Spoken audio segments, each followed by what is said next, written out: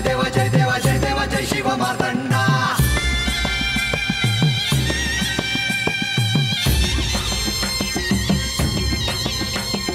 जय देव जय देव जय देव जय देव जय देव जय शिव मार्तंडा.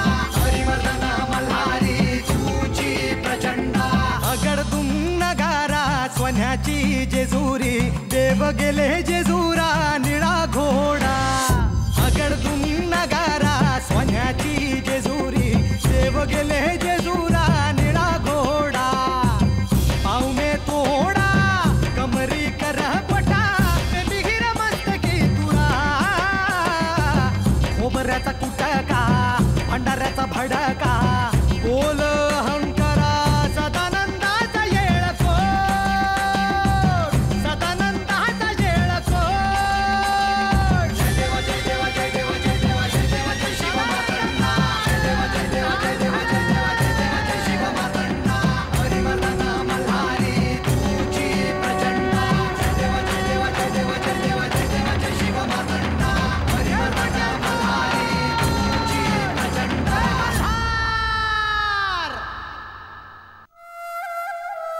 ज्या अशुभ काळापासून मी तुला सावध राहायला सांगितलं होतं तो काळ आता टळला आहे. तो एक युद्धाचा काळ होता.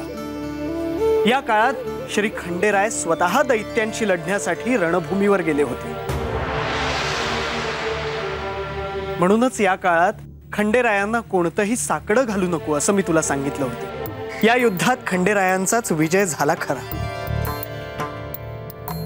पण या युद्धात झालेल्या विध्वंसामुळे ते सगळ्यांपासून फार दूर एकांतात गेले आहेत. जेजुरीतही सर्वजण त्यांची वाट पाहत आहेत. त्यामुळे तुला जर खंडेरायांना कोणतं साकडं घालायचं असेल तर तुला उद्याच्या सूर्योदयापर्यंत प्रतीक्षा करावी लागेल. वय महाराज. महाराज तुम्ही मला जे जे सांगाल ना ते म्या करत. उद्या सूर्य उगव पातूर मी त्यासनी कोणचं बी साकडं घालणार नाही. बानू तू काळजी करत असशील म्हणून मी तुला हे सगळं सांगायला आलो. येतो मी. नारायण नारायण.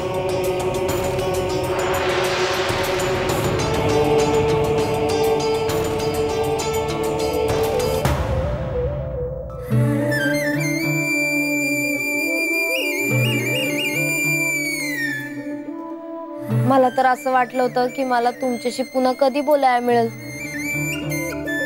पर आता मला तुमच्याशी बोलायला मिळालं हेच लय हाय बघा माझ्यासाठी. पर तुम्ही देव हायसा. माझ्यासारखे अजून लई लोक आहेत जे तुमची वाट बघत आहेत, ज्यांना तुम्हासनी भेटायचं आहे. तुम्ही जसं माझं मागणं पुरं करता तसंच त्यांचं बी करावं जी. ते वाट बघत आहेत ना तुमची.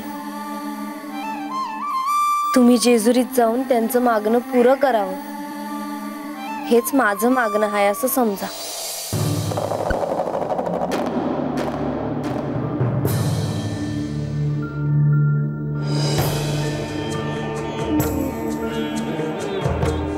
महादेवा, हे वैराग्य आपल्याला अनेक वेळा असं सगळ्यांपासून दूर का नेतं? सृष्टीविषयीची करुणा तुम्हाला अशी एकांतात का घेऊन जाते? देवा,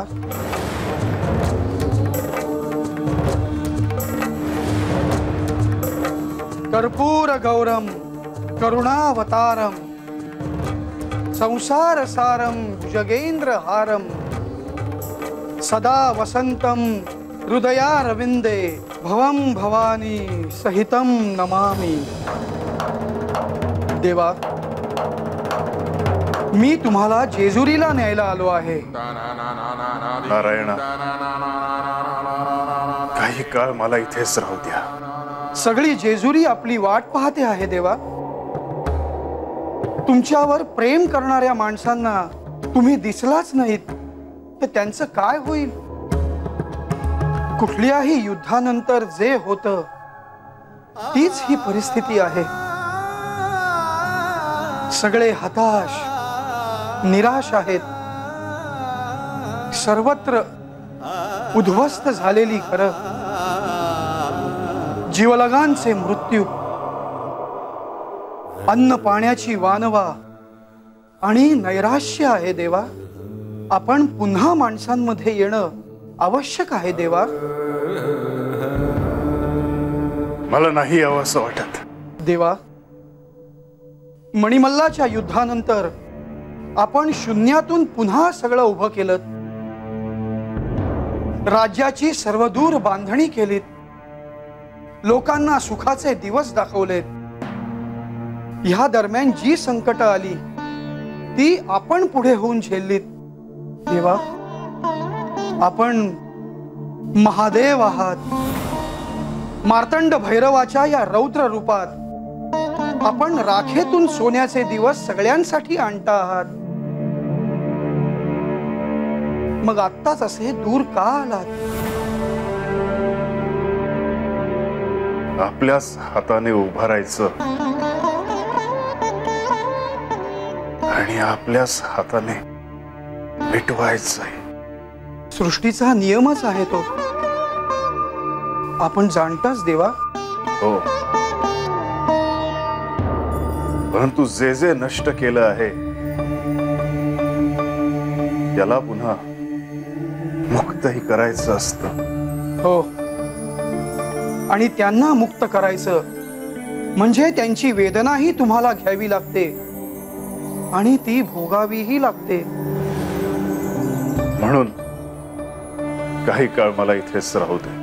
एक वेळ ह्या सगळ्या गोष्टींसाठी मी आपल्याला इथे एकांतात सोडून गेलोही असतो, परंतु आपला विवाह पौष पौर्णिमेला आहे आणि पौष पौर्णिमेला काही दिवसच शिल्लक आहेत. विवाह आहे त्यामुळे मी आपल्याला घेऊन जाणारच. कारण म्हाळसा देवींना विवाह निर्विघ्नपणे पार पाडण्याचं मी वचन दिलंय. बंधू या नात्याने ते माझं कर्तव्य आहे देवा. आपण दिलेले वचन पूर्ण होईल केशवा. तोपर्यंत काही क्षण मला इथेच एकांतात राहू दे. विवाह आणि विवाहपूर्व विधी पूर्ण करण्यासाठी आपण जेजुरीस याल याची मला खात्री आहे. परंतु तोपर्यंत म्हाळसा देवींनी आपल्याबद्दल विचारलं तर मी त्यांना काय उत्तर देऊ?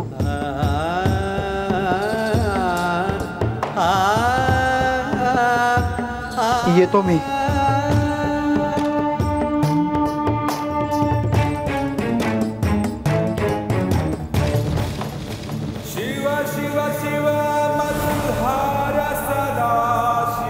मार्तंड भैरवाच्या या चरित्रात आपले नाव भविष्यात खूप आदराने घेतले जाईल प्रधानजी.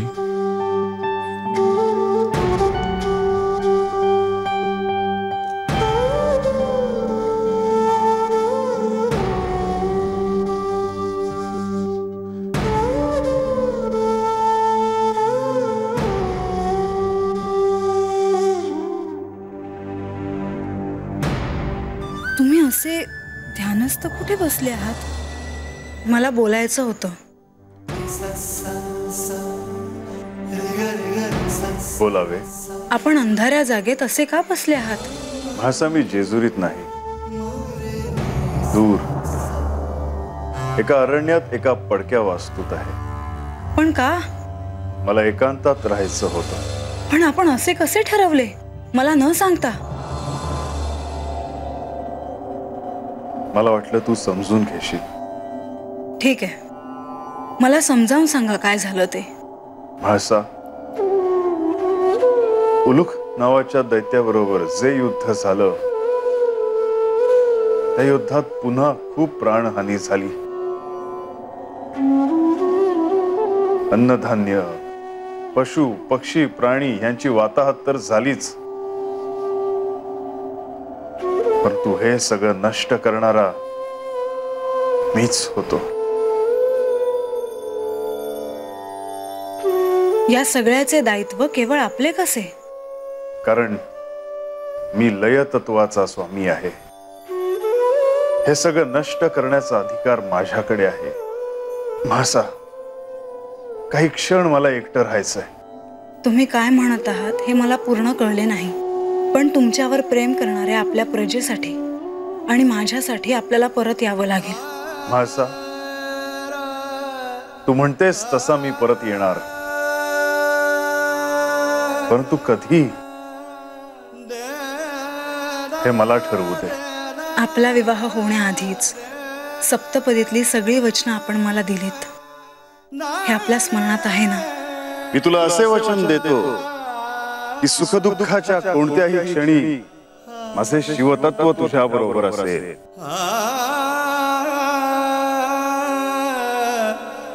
विवाह आधीच काय, विवाहानंतरही मी आपल्याला कुठे एकटे जाऊ देणार नाही. मी आतापर्यंत आपल्याला काहीच मागितले नाही. आपण जेजुरीला लगेच परतावे ही माझी इच्छा तुम्ही पूर्ण करा. ठीक आहे म्हाळसा, सूर्योदयाला मी जेजुरीत असेन.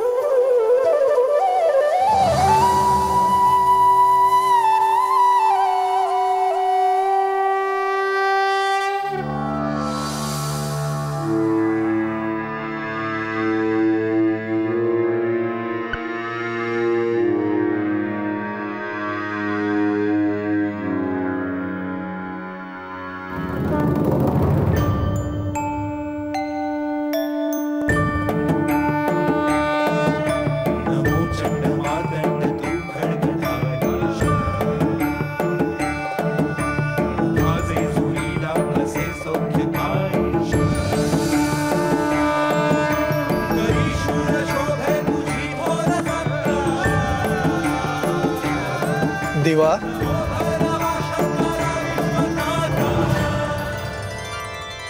देवा, आपण जेजुरीस आलात ही अत्यंत आनंदाची गोष्ट आहे. आपल्या नुसत्या असण्याने आता सगळ्यांना धीर येईल. आपण जेजुरीत नव्हता तेव्हा हे सर्व सांभाळणं सोपं नव्हतं. तुमच्यावर जीवापाड प्रेम करणाऱ्या माणसांना काही झालं तरी असं सोडून जाऊ नका. पुन्हाही अशी वेळ येणार नाही याची मी काळजी घेईन. आपण बोलत काय बसलो आहोत?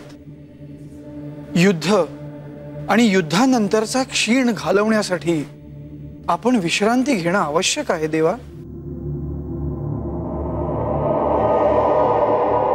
विश्रांती नंतर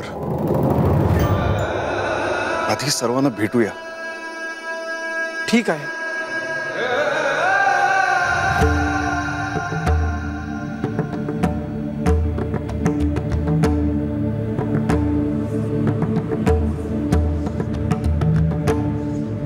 प्रधानजी, लक्ष्मी देवी, मी नसताना आपण जेजुरी गडाची, इथल्या माणसांची काळजी घेतलीत. त्यांच्यावर इतकं प्रेम केलं, त्यासाठी माझ्याकडे शब्दच नाहीये. हो, असं काय करताय? विवाह आधी हे घडणारच होतं आणि म्हणूनच मी विवाह आधी इथे आले. आणि मला आपल्याला आठवण करून द्यायची होती की म्हाळसा देवींना विवाहासंदर्भात आपल्याकडून कोणताही संपर्क झालेला नाही. आपण स्वतः त्यांच्याशी बोलावं असं मी सुचवेन. निश्चितच. चला भेटूया सर्वांना.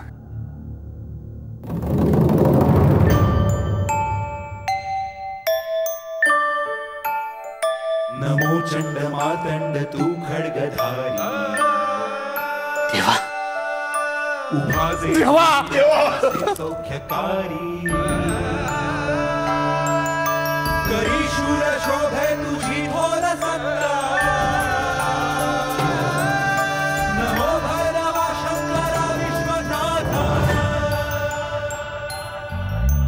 शिव शिव शिव शिव शिव शिव शिव शिव शिव शिव शिव शिव नाव तुझे मल्हार सदा.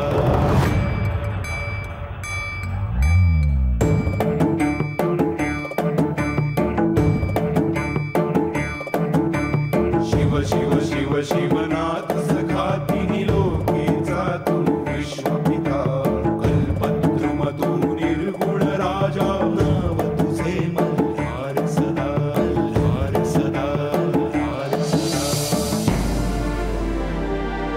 तुम्हाला भेटून मला काय वाटतं आहे हे मी शब्दात नाही सांगू शकत.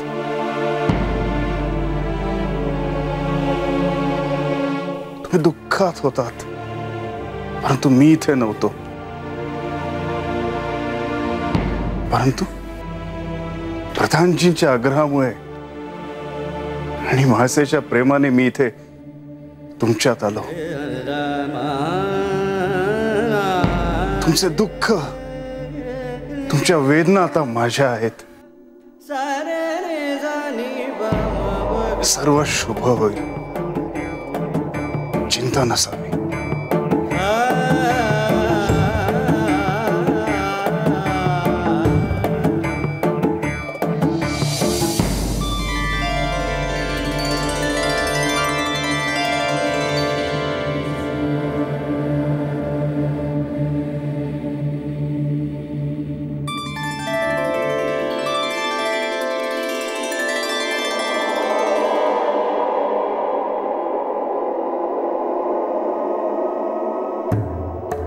हे धन्वंतरी यांच्या दृष्टीने जगातील कोणताही आजार बरा होणे शक्य आहे. धन्वंतरी, आपण माझ्या प्रजेला वेदनामुक्त निरोगी करून त्यांच्यावर कृपा करावी. देवा, यापुढेही भविष्यात आपल्या भक्तांना वेदनेतून, दुर्धर आजारातून बाहेर काढून निरोगी आयुष्य मी प्रदान करेन.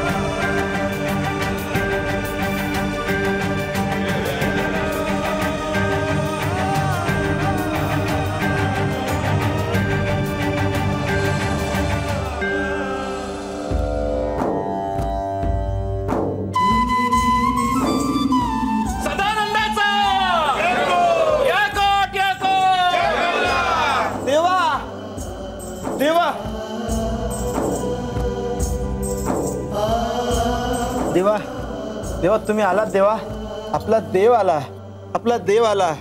देव माझा मल्हारी कोणी आला, मनी जणू भक्तांचा आनंद झाला, मनी जणू भक्तांचा आनंद झाला. गळतेच्या शोभे विजयाची पुष्पमाला, गळतेच्या शोभे विजयाची पुष्पमाला. शिरावरी हात त्याचा फिकीर ना कुणाला, फिकीर ना कुणाला. देव माझा मल्हारी जिंकून आला, मनी जणू भक्तांचा आनंद झाला, मनी जणू भक्तांचा आनंद झाला. आज दिली तुझ्या चरणी आहुती प्राणाची, तुझ्या सेवेत फुले फुल ही प्रेमाची. तुम्ही तुझ्या नामाचा नगाडा अंतरी, शोभे विजयाची दीपमाळ गडावरी. देव माझा मल्हारी जिंकून आला, देव माझा मल्हारी जिंकून आला. मनी भक्तांच्या जणू आनंद झाला, मनी भक्तांच्या जणू आनंद झाला.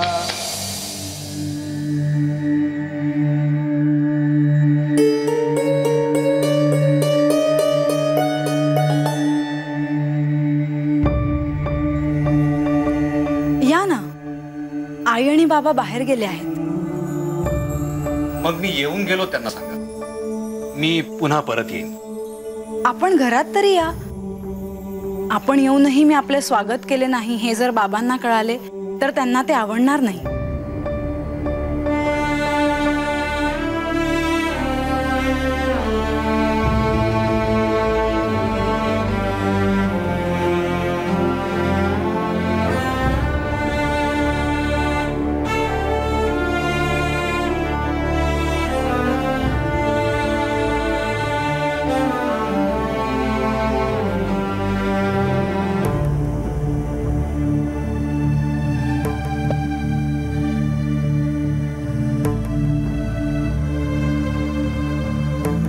मागे मी सांगितल्याप्रमाणे जे युद्ध मला दिसत होते ते आता होऊन गेले आहे.